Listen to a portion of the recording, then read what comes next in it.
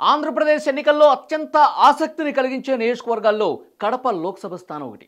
ఎందుకంటే ఇక్కడ పోటీ చేస్తుంది వైఎస్ఆర్ కాంగ్రెస్ పార్టీ నుంచి వైఎస్ అవినాష్ రెడ్డి పోటీ చేస్తున్నారు. అలాగే కాంగ్రెస్ పార్టీ అభ్యర్థిగా వైఎస్ షర్మిల పోటీ చేస్తున్న పరిస్థితి ఇక్కడ కనిపిస్తోంది.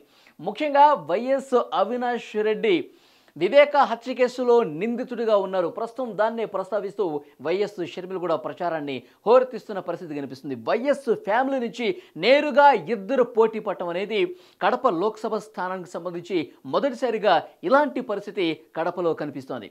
ముఖ్యంగా వైఎస్ షర్మిలారెడ్డి గురించి మనం ప్రస్తావించుకుంటే కనుక వైఎస్ షర్మిల తెలంగాణలో పార్టీని కాంగ్రెస్ విలీనం చేసి ఆంధ్రప్రదేశ్కి వచ్చి ఆంధ్రప్రదేశ్లో కాంగ్రెస్ పిసిసి అధ్యక్షురాలుగా బాధ్యతను చేపట్టి కాంగ్రెస్ అధిష్టానం ఆదేశాల మేరకు కడప ఎంపీగా బరిలోకి దిగారు. కడప ఎంపీ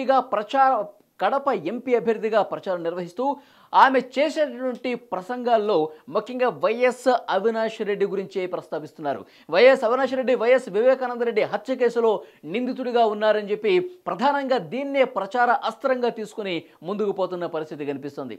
ముఖ్యంగా వైఎస్ షర్మిలకు తోడుగా వైఎస్ సునీత కూడా ప్రచారాన్ని ఉధృతం చేస్తున్నటువంటి పరిస్థితి కనిపిస్తుంది. ఈ నేపథ్యంలో కడపలో ప్రస్తుతం రియాలిటీ ఏంటి, కడప గ్రౌండ్లో ఉన్నటువంటి పరిస్థితి ఏంటి, కడప లోక్సభ నియోజకవర్గ పరిధిలోని ప్రజలు ఏమనుకుంటున్నారు ఒకసారి నిశ్చితంగా పరిశీలిస్తే అక్కడ ప్రస్తుతం ఇవాల్టికి వాళ్ళు ఉన్నటువంటి సిచ్యువేషన్ను మీకు వివరించే ప్రయత్నం చేస్తా. ముఖ్యంగా వైఎస్ షర్మిలకు జనం మద్దతు కనిపిస్తున్నట్టుగా మనకి సమాచారం వస్తుంది. ఎందుకంటే వైఎస్ షర్మిల ఒకవైపు ప్రభుత్వం మీద పోరాటం చేస్తున్నారు. తన చిన్నాన్నని హత్య చేసిన కేసుకు సంబంధించి ప్రధానంగా ప్రస్తావిస్తూ నిందితులకు వైఎస్ జగన్మోహన్ రెడ్డి గారు మద్దతు ఇస్తున్నారు. వైఎస్ అవినాష్ రెడ్డి చిన్నపిల్లోడు అంటూ వైఎస్ జగన్మోహన్ రెడ్డి అనటాన్ని పూర్తిగా తప్పుపడుతున్నారు. ముఖ్యంగా ఈ కేసులో సిబిఐ చార్జ్షీట్లో నిందితుడిగా పేర్కొన్న విషయాన్ని ప్రస్తావిస్తున్నారు. చిన్నాన్న హత్య కేసుకు సంబంధించి ఆ రోజు ఏం జరిగింది, హత్యకు ముందున్నటువంటి పరిస్థితులు ఏంటి, నిందితుడిగా ఉన్నటువంటి వైఎస్ అవినాష్ రెడ్డి హత్య జరిగే ముందు వైఎస్ భారతితో మాట్లాడిన విషయాన్ని కూడా సునీత ప్రస్తావిస్తున్నారు. ముఖ్యంగా కడప లోక్సభ పరిధిలో ప్రస్తుతం జరుగుతున్న ప్రచారంలో ప్రజల ముందు ఈ విషయాలన్నీ ముందు పెడుతున్నారు. సో ప్రభుత్వ వైఫల్యాలు ఇవన్నీ సెకండరీ చూస్తున్నారు. వైఎస్ వివేకానంద రెడ్డి హత్యకు సంబంధించిన విషయాన్ని ప్రధానంగా ప్రస్తావిస్తూ వైఎస్ షర్మిల ప్రచారాన్ని ఉధృతం చేస్తున్నటువంటి పరిస్థితి కనిపిస్తోంది. మరొక వైపు జగన్ ప్రభుత్వం ఈ 5 సంవత్సరాల్లో ఏం చేసింది, జగన్ ప్రభుత్వం పేద ప్రజలకు ఏం చేసింది, అభివృద్ధి పరంగా ఏం చేసింది, యువతకు ఏం చేసింది, ఈ విషయాలన్నింటినీ కూడా ప్రస్తావిస్తూ ఒకవైపు ప్రభుత్వ వైఫల్యాలను ఎండగడుతూ మరొక వైపు రాజకీయంగా కార్నర్ చేస్తూ ఈ రకంగా ప్రచారాన్ని చాలా సీరియస్గా తీసుకెళ్తున్నటువంటి సిచ్యువేషన్ కనిపిస్తుంది. ఒకసారి మన కాంగ్రెస్ పరిస్థితిని ఒకసారి అంచనా వేసుకుంటే కనుక 2019లో జీరో కాంగ్రెస్. ఎప్పుడైతే వైఎస్ షర్మిల కాంగ్రెస్ బాధ్యతలు స్వీకరించారో ఒక ఉత్తేజం తీసుకురావడానికి ఆమె కృషి చేస్తున్నారు. ముఖ్యంగా కడప తమ సొంత జిల్లా. వైఎస్ రాజశేఖర రెడ్డి అభిమానులు ఆయన కాంగ్రెస్లో ఉన్నప్పుడు, కాంగ్రెస్ ముఖ్యమంత్రిగా ఉన్నప్పుడు రాజన్న అభిమానులు ఇప్పుడు ఒక ఆలోచనలో పడ్డట్టుగా తెలుస్తుంది. వైఎస్ ఫ్యామిలీ రెండుగా చీలిపోయిన ప్రస్తుత పరిస్థితుల్లో వైఎస్ అభిమానులు, కాంగ్రెస్ని ప్రేమించే అభిమానులు వైఎస్ షర్మిలకు అండగా ఉండబోతున్నట్టుగా మనకైతే సమాచారం వస్తుంది. ఆమె ఎక్కడ ప్రచారం చేసినా లోక్సభ పరిధిలో నుండి అసెంబ్లీ నియోజకవర్గాల పరిధిలో ప్రచారం చేస్తుంటే రాజశేఖర రెడ్డిని గుర్తుకు తెచ్చుకుంటున్నటువంటి పరిస్థితి కనిపిస్తుంది. ఒకవైపు వైఎస్ అవినాష్ రెడ్డి తరఫున కావచ్చు, జగన్మోహన్ రెడ్డి పులివెందుల నియోజకవర్గంలో భారతి కూడా ప్రచారం చేస్తున్నారు. కానీ భారతిని ఎక్కడికక్కడ నిలదీస్తున్నటువంటి సిచ్యువేషన్ కనిపిస్తుందంటే ఇక్కడ తేడా అర్థమవుతోంది. వైఎస్ జగన్మోహన్ రెడ్డి గారికి ప్రతికూలంగా ప్రజలు కొంతమంది వ్యక్తం చేస్తున్నటువంటి అభిప్రాయాలు కనిపిస్తున్నాయి. ఎందుకంటే వైఎస్ భారతి ప్రచారం చేసేటప్పుడు ముఖ్యంగా పట్టాదారు పాసు పుస్తకాలకు సంబంధించి జగన్మోహన్ రెడ్డి గారి బొమ్మ ఎందుకమ్మా అని చెప్పి కొంతమంది వైసీపీ పార్టీకి సంబంధించిన నాయకులే, బయట సాధారణ జనం కాదు, పార్టీకి సంబంధించిన కొంతమంది నాయకులే ప్రశ్నిస్తున్నారంటే సో సొంత జిల్లాలో కూడా సొంత నియోజకవర్గంలో కూడా కొంత వ్యతిరేక గాలి వీస్తున్నటువంటి సంకేతం చాలా ఉదాహరణలుగా చెప్తున్నటువంటి సిచ్యువేషన్ కనిపిస్తుంది. సో ముఖ్యంగా వైఎస్ షర్మిల విషయానికి వస్తే సానుకూల అంశాలు, ఆమెకు పాజిటివ్గా మార్చే అంశాలు ఏంటంటే కడప ప్రజలు ఆలోచిస్తున్నారు. వైఎస్ వివేకానంద రెడ్డి, వైఎస్ రాజశేఖర రెడ్డి ఇద్దరు అన్నదమ్ములు కూడా రామలక్ష్మణులా ఉండేవాళ్ళు. అలాంటి వ్యక్తినే వీళ్ళు దారుణంగా హత్య చేశారు. ఇలాంటి ఫ్యాక్షన్ రాజకీయాలు సొంత కుటుంబంలో వాళ్ళని చంపుకునే పరిస్థితులు ఇక్కడ ఉన్నాయని చెప్పి ఒక ఆలోచన చేస్తున్నట్టుగా తెలుస్తుంది. సో డెఫినెట్గా షర్మిల వైపు రాజశేఖర రెడ్డి అభిమానులు కావచ్చు, కాంగ్రెస్ అభిమానులు కావచ్చు, ఈ హత్య రాజకీయాలు మనకు వద్దు అని భావించే వాళ్ళు సో వన్ సైడ్గా షర్మిల వైపు టర్న్ అవుతున్నట్టుగా కనిపిస్తోంది. యాక్చువల్గా కాంగ్రెస్ పార్టీకి పెద్ద బలం లేదు. వైఎస్ఆర్ కాంగ్రెస్ పార్టీలో ఉన్న పూర్తిగా కూడా కాంగ్రెస్ పార్టీగా మారిన తర్వాత కాంగ్రెస్ పూర్తిగా డల్ అయినటువంటి పరిస్థితి కనిపిస్తుంది. ముఖ్యంగా గెలవాలంటే పోల్ మేనేజ్మెంట్ చాలా ముఖ్యం. పోల్ మేనేజ్మెంట్ ప్రతి బూత్ దగ్గరికి కూడా తమకు అనుకూలంగా ఓటు వేయించుకునే పరిస్థితి ఉండాలి. వైఎస్ఆర్ కాంగ్రెస్ పార్టీ గ్రౌండ్ లెవెల్లో చాలా బలంగా ఉంది ఇన్ని సంవత్సరాల పాటు. కానీ కాంగ్రెస్ పార్టీ పూర్తిగా జీరో ఉన్న సిచ్యువేషన్లో దాన్ని పైకి లేపాలంటే కొంత కష్టతరమైన పరిస్థితి.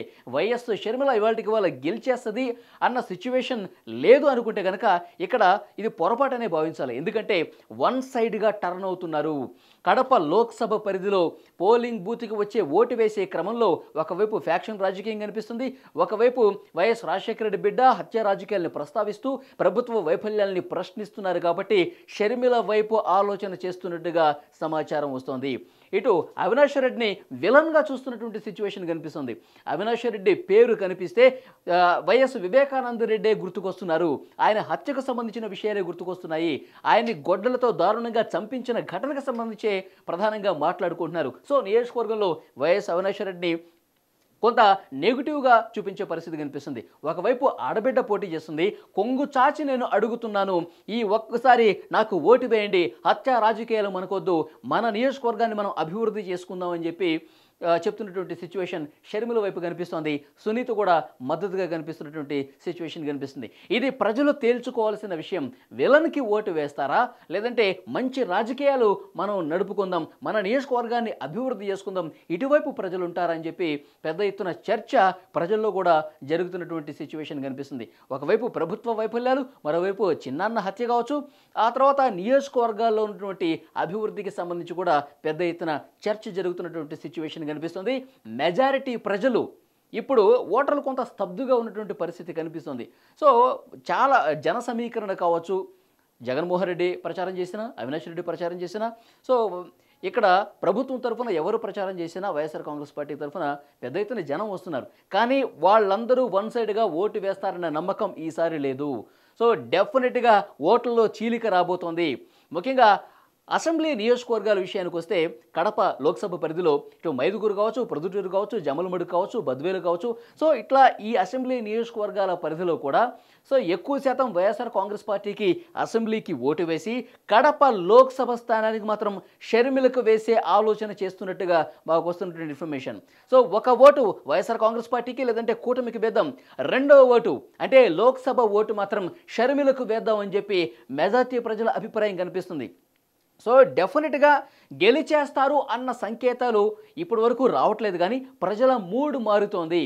సైలెంట్ ఓట్ అనేది కడప లోక్సభ పరిధిలో కనిపిస్తోంది.